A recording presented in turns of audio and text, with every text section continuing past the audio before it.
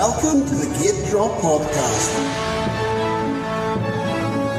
GateDrop.com, giving you the jump in motocross news.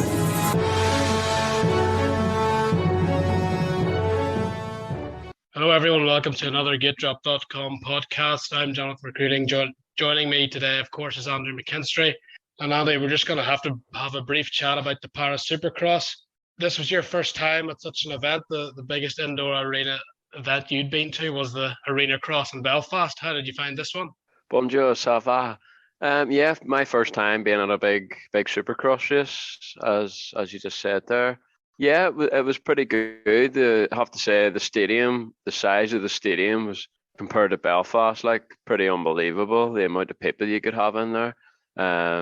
Obviously, I've heard good things about Bercy and things like that, and it's probably better atmosphere-wise because obviously the stadium, there's more people in it. They're probably a bit more spread out, but in terms of the size, it's very good. And you know, even if with the paddock inside the arena, they can still have a good track. If you ditched the paddock and put it outside or something, and you didn't need the freestyle, I mean, you could have a proper Supercross track in there, I would say, pretty comfortably. You'd probably get the minute lap time anyway, and you could have something equivalent to what they have in America, probably. But with the elite GP guys there, or with a couple of those there, and not as many as Americans over as usual, I think the track was pretty good. Obviously no whoops, but I thought the sand section was my favourite part of the track, and I thought it was pretty good because we've seen some good close racing. Yeah, just my thoughts on that. I've been to Bercy a couple of times, and the atmosphere feels more intense when you're there. It's a smaller track, but the stadium seems to be on top of the track and the fans closer.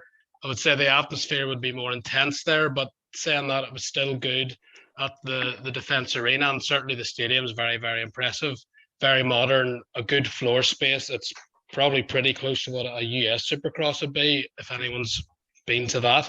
The stadium, obviously, they used a small bit of the stadium for the paddock as well, but if they wanted to, they could probably have pretty much a full-length American Supercross track there. Regarding the track itself, I know there have been some negativity that there wasn't real stadium whoops and that, but I actually liked the sand whoops. It mixed it up a wee bit. Some people were going through there faster than others, depending on your technique and how you got through them. And then you had that wall jump, which was pretty cool after. I didn't really have a problem with the track. The racing was pretty good. I think maybe the hard-packed nature of the circuit prevented more passing maybe than even the obstacles. There was certain rhythms guys were doing, and sometimes they were messing up. So it wasn't completely easy. Obviously, if you're an American rider and you're used to Anaheim, longer rhythm sections, a bit more technical, and obviously a whip section, this is going to be a step back. But for a GP rider like Cairoli and Romain Febvre, Maxime Reneaux in their first Supercross, it was still all rhythms except that one sand section, and even that was into a wall jump, which was a double. So I think it was quite a good balance for what was there. And for the GP riders, they still had to be competent Supercross riders. Unfortunately, we saw what happened Romain Febvre when he made one slight error. So one error can still lead to big consequences. Unfortunately for Febvre, it was a broken leg. We'll start with Febvre actually before we get to the rest of the situation. Febvre was going very, very fast. He had absolutely no speed issues whatsoever.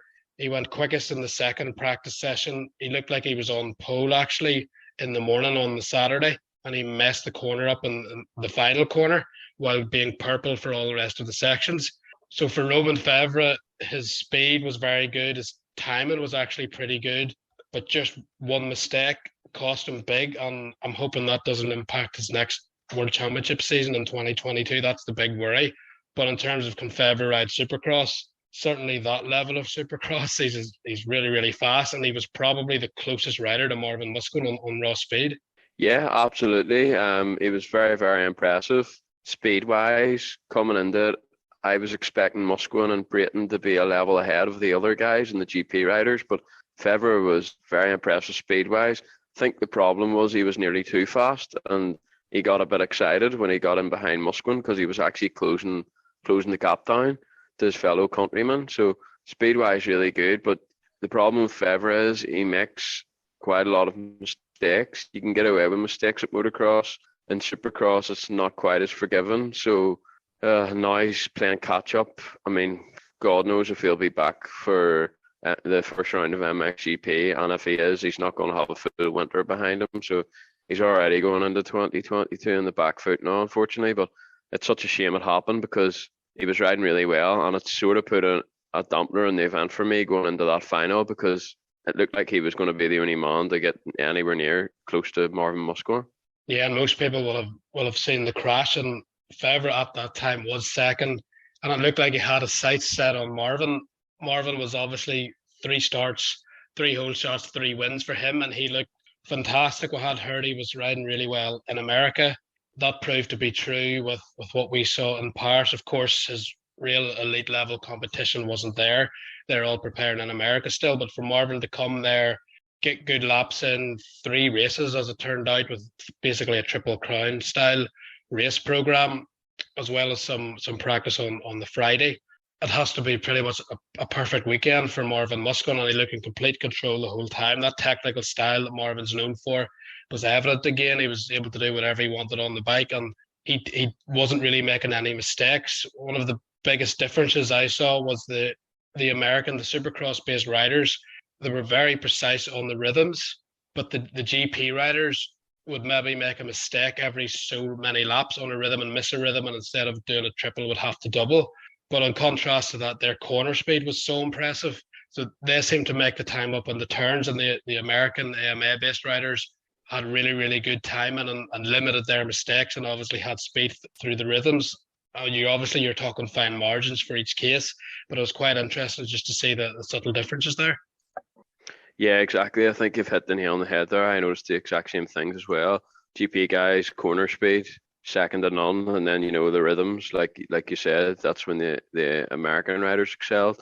It was quite funny seeing Lapino having absolutely no problems putting in fast laps in qualifying, and you see Lapino ride a bike, you wouldn't think he's born to ride Supercross, but it goes to show he was able to put fast laps in. But when it came to the racing, it was a slightly different story because obviously the GP guys wouldn't be used to that sort of intensity, such a short race and sprints really, and to be able to replicate that qualifying lap was a bit more problematic for the likes of Lapino. But I thought Antonio Cairoli was unbelievable really. To be honest, I watched him during the whole finals. He blew me away, to be honest. I don't know why, because he is one of the best riders to ever ride a bike, but it was just nice. The way he done it impressed me because you could tell Febvre was sort of, from lap 1, he was on the gas all day, whereas Cairoli on the Friday, he maybe done 3 fast laps over both the sessions. He was just taking his time to find his rhythm, and you could tell on race day, every race he was getting better and better, and he probably could have still went faster if he wanted to. He wasn't taking any risks out there, and it just goes to show how good he is. Making that pass on Justin Brayton in the last corner, and the fans went mad. It was a good end to his professional career. But yes, going back on Marvin Musquin, I would say he was favoured going into that event. He was the only elite Supercross rider there. I would say obviously Brayton on his day can run with Marv, but when it comes to consistency and when you look at the MS Supercross, you would put Musquin in it as a guy that can win on his day. He can get regular podiums on his day. So I think for him it was more just nice to be racing back in France again in front of his home crowd, something he hasn't done in a while. But in terms of what he's got, I think we'll see more when the MS Supercross season gets underway and he goes up against the likes of Ferrandis, Tomac, Cincerello and many others, and we'll see what he has when that season gets underway. Yeah, you mentioned the GP riders' fast lap times, including Alex Lapino, who was a big surprise during the practice. I think he even surprised himself at times. But the thing I noticed was racing seemed quite different to being able to put one lap together. We saw Maxime Reneaux get a bad start in his first race, and he was half a second, 0.8 of a second quicker, usually consistently during qualifying over Kyle Peters. And even in the races, once he got into free air, he was really quick as well.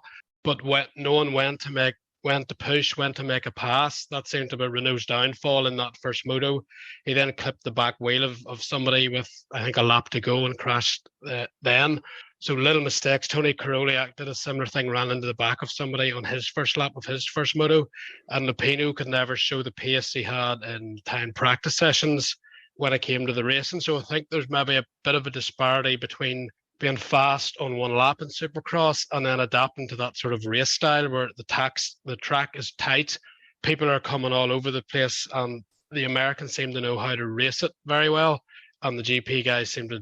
Febvre was actually again in the first moto making a few mistakes trying to get past people. Once Febvre got into second quickly in race 2, that's when he was really putting the pace high. But again, that one mistake got him. And Tony Cairoli, he actually said he couldn't get into his rhythm. He was riding a bit tight in that first one, even when he got up. Now he was half a lap behind everyone. The second moto he got in, I think he was sixth, just behind Chad Reed, and he basically followed Chad around the whole time. And you could see him getting his rhythm, getting his confidence from that. That was essentially his first race. And then by the third one, he started in the second row for anyone that hasn't seen it, but he started behind Musquin. Musquin got the whole shot and sort of created a gap for Cairoli to come into. Tony took advantage of that, nipped up the inside and came out fifth. And that race, as you mentioned, you could see his progression all day. He had got second in the Super Pole, of course, which was pretty impressive. But in terms of the racecraft and the timing and everything, he looked in his best flow. He was up with Justin Brayton and Cedric Subras, who rode fantastic all three motos. Cedric Subras to take second overall. He was fantastic. But Tony, you could just see that progression. And then he mentioned it was mentally difficult to keep the consistency of the timing with Supercross, and he needs more practice at that. And halfway through, he missed a couple of risen instead of tripling out before the final corner. He was doubling a couple of times, and that obviously cost him time, and he missed another rhythm on the other side of the track before the sand. But once he almost slowed himself down, got the lines back and got the flow back, and he was actually, I think, the fastest guy on the track at the end of the race. And then he took advantage of the Brayton-Subras battle, who he had been slowly catching again, and he put that pass on Brayton. It's a wee bit split on that. Some people think Cairoli was a bit too aggressive, but for me, I think it was fine. And Tony mentioned, which I think is accurate, that Brayton didn't see him coming. He was probably still so frustrated that he hadn't passed Subras all race that he maybe forgot that the Cairoli was close enough to be able to attempt to move. For me, that was just a racing accident. Cairoli had to go for that pass. It was third place, 36 years old, to get third place at Paris Supercross against a rider of Justin Brayton's caliber, who's won Supercrosses as a top 10 regular and can even get top fives. For Cairoli to do that and be on that pace is so impressive for me, because it's not like he really rides Supercross ever. I think he rode Bercy when I was actually there about 10 years ago, and he was actually fast around the whole track. It was just the whoops that was costing him, but he hasn't really rode Supercross since then.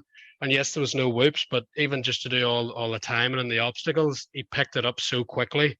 That was basically 2 practice sessions on a Friday, practice session on the Saturday morning, and 3 races. And now the races are short, they're 8 minutes, 8 minutes and 12 minutes. So it's still not a lot of time, but it just shows you how talented Cairoli is to be able to learn at his age and adapt to what is an intense sport that doesn't always go well with age, with your intensity drops. But Cairoli just showed how talented he was and why he's one of the greatest of all time for me. Absolutely. And yeah, just on the pass with Brayton, in my opinion, there was absolutely nothing wrong with that. It's not like he went in to completely T-bone him. You know, Brayton should have protected the inside to start with. He left the door open. Cairoli saw a gap and he went for it, and Brayton just didn't see it coming whatsoever. And that was probably the best passing spot on the track as well. So that's not where you want to leave the door open. So yeah, Cairoli just went for it and sent it and got the job done to get the podium in the main event. But yeah, Cairoli was really, really good. Ironically, Brayton put a similar move, although on Justin Bogle, I think it was the first moto, to take third away from him in that corner. Now, I think Bogle knew he was coming and gave him a wee bit more room, but even that was tight. I think there was contact made there. So it's a bit ironic that it was Brayton on the receiving end of somebody diving up the inside of him on the final corner in the last race. But for Tony Cairoli, as I said, it was another tick in the box for him. He showed he probably could have been a good Supercross rider if he'd been doing it when he was 15 and 16. He certainly has the raw talent and the skill and natural ability there. But the noise the crowd made whenever Cairoli and Brayton clashed and Cairoli went over the line to take third was unbelievable. It was the loudest cheer of the night. No doubt, what also helped that was Marvin Musquin taking the win and Cedric Subras holding on for second to give France the win in the overall cup, and a French 1-2. But the moment Cairoli and Brayton collided, that was the biggest noise of the night, and probably the best moment in terms of drama, and everyone seemed to be willing Cairoli on. I don't think it was an anti-Justin Brayton thing whatsoever. I think it was you have a 9-time world motocross champion running up front with the Supercross regulars and taking a third place in what was the main event, the longest race of all three. And everybody was just really happy for him, as well as the dramatic drama of a last turn pass that left Brayton on the deck. But it was certainly a moment that I won't forget anyway. Absolutely, and just to point out, we did contribute to that noise as well. It was hard not to like did, not. It was hard not to be happy for Cairoli for his last action as a professional motocross rider to get third in that main event.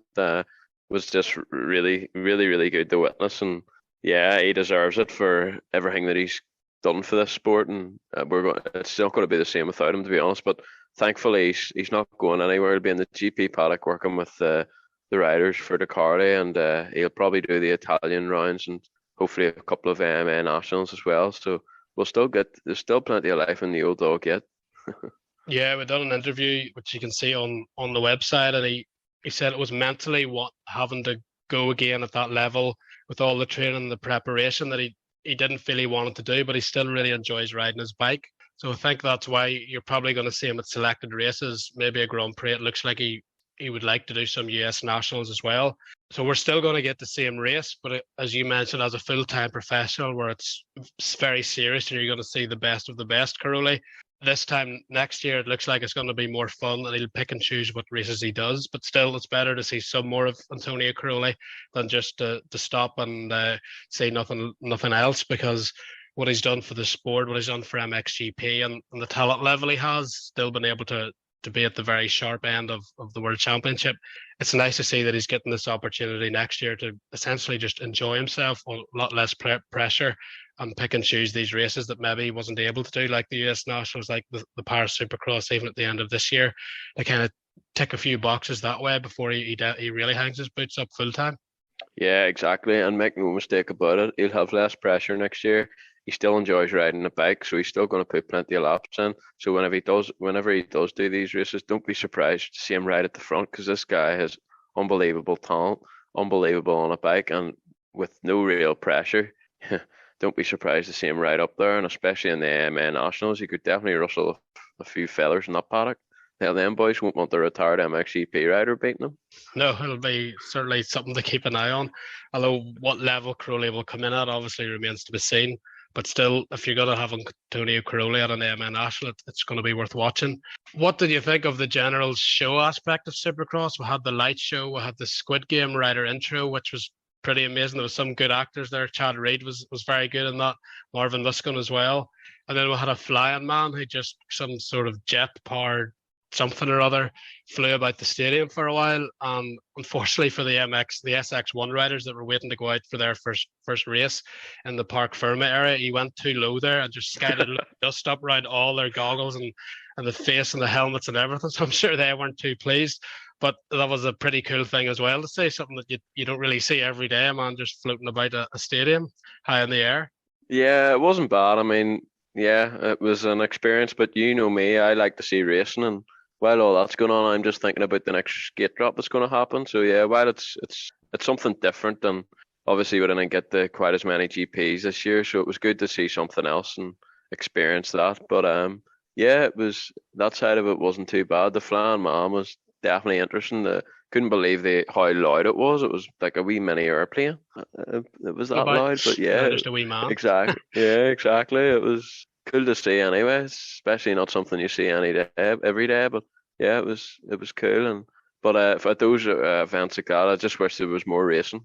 There was freestyle as well, which I'm not the biggest fan of freestyle, but it is still entertaining.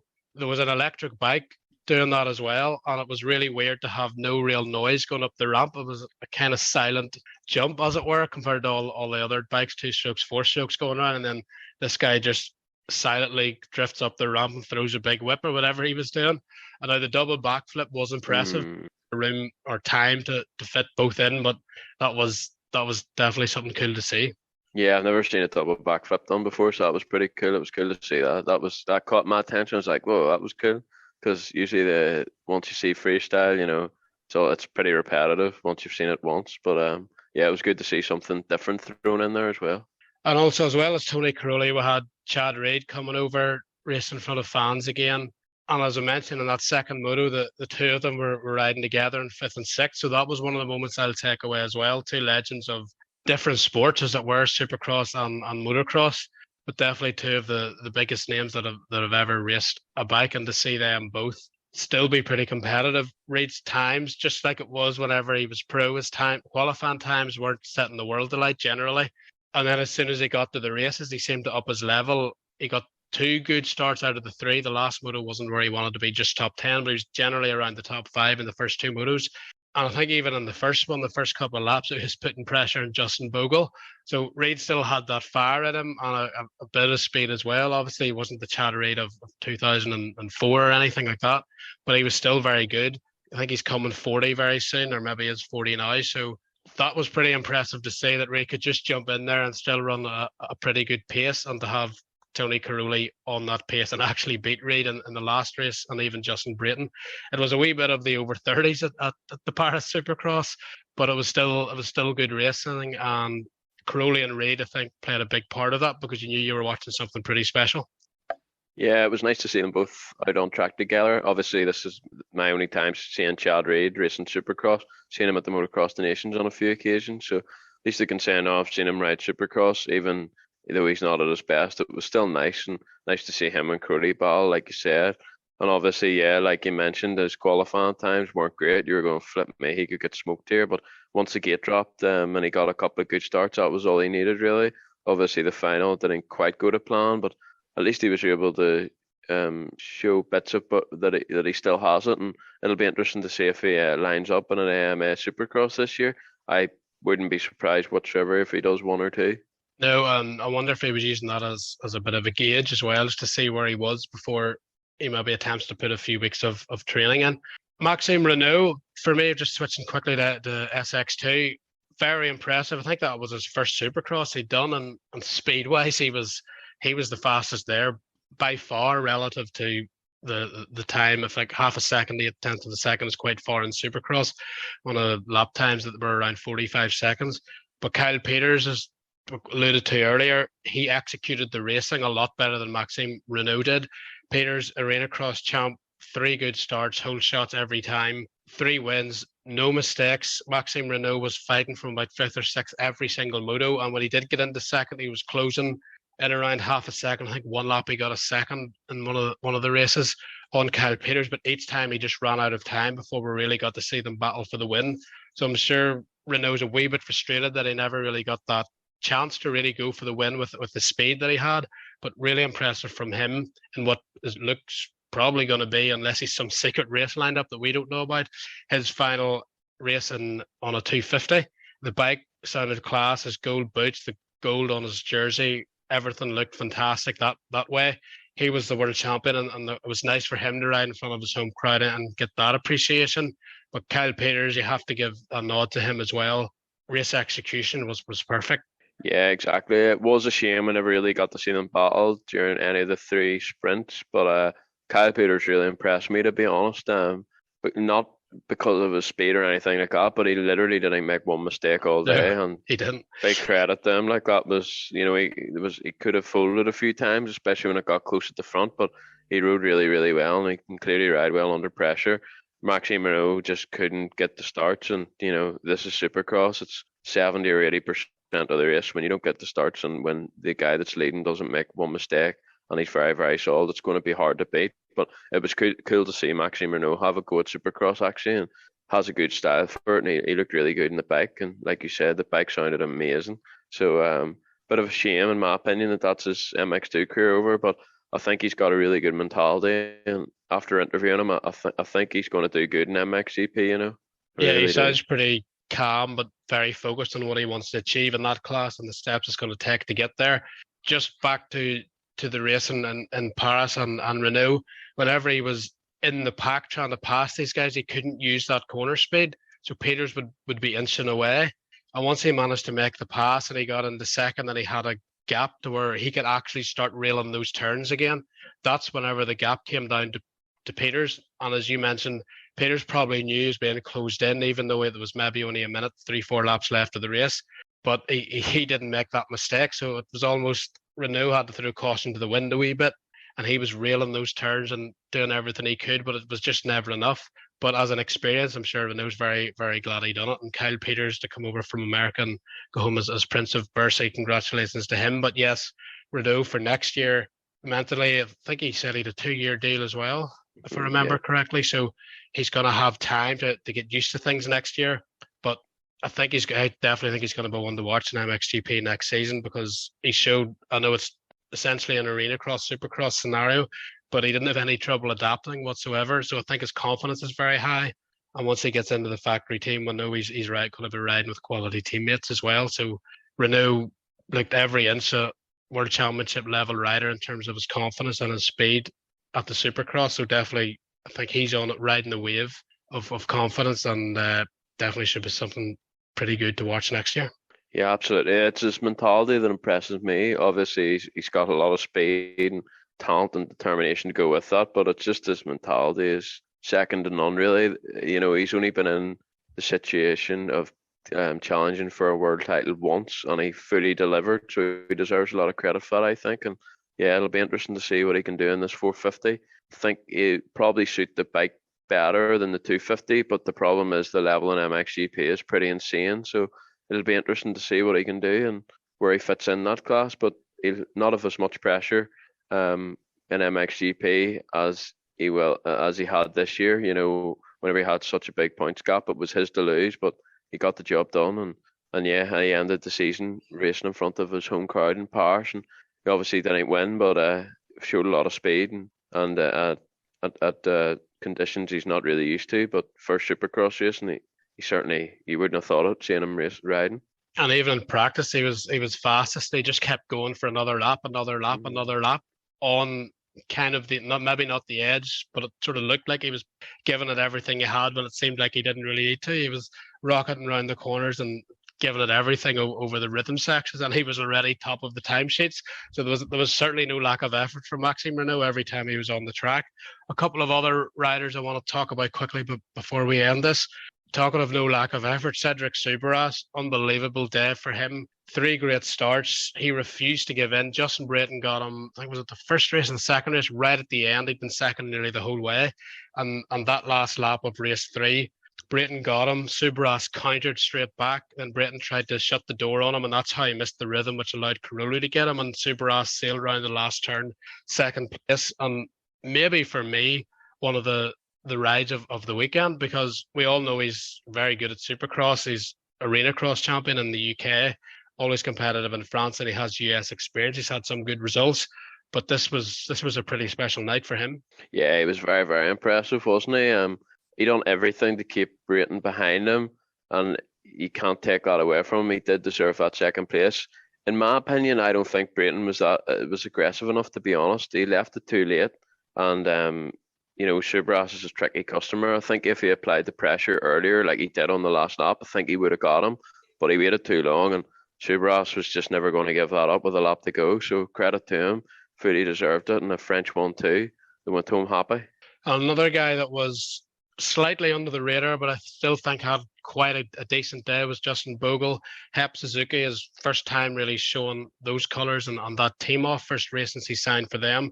We were speaking to him after. You'll be able to see an interview on YouTube shortly, and he said it was pretty much a stock bike he was on, but he's a very effervescent character, very happy, and he was loving the experience of being there, loving the fact he was getting to ride with Antonio Cairoli and getting to meet him, and again with Chad Reed. So definitely Justin is a great rider, but also a fan of the sport, and I think he's probably pretty happy. 3 top 5s, bit of a battle with Justin Brayton as well. Probably just something to get him loosened up a wee bit on the Hep Suzuki before he goes into Anaheim this January. A decent day for him. Yeah, I think the word you used to describe his day is solid. Nothing spectacular, but it also could have went a lot worse as well. So a decent debut really, and he'll just want to improve on that bike and build now for Anaheim 1, and we'll see what he can do there the AMA Supercross field is going to be very, very stacked, so it'll be interesting to see what he can do in the Suzuki. Yeah, he was mentioning in the interview just how intense that is. You can be battling for fifth at a Premier Class Supercross race, or you can be battling for 15th, and it's just as intense, and how important those starts are. So hopefully Justin will know he has raw speed, but obviously he's had health issues and injuries and all that.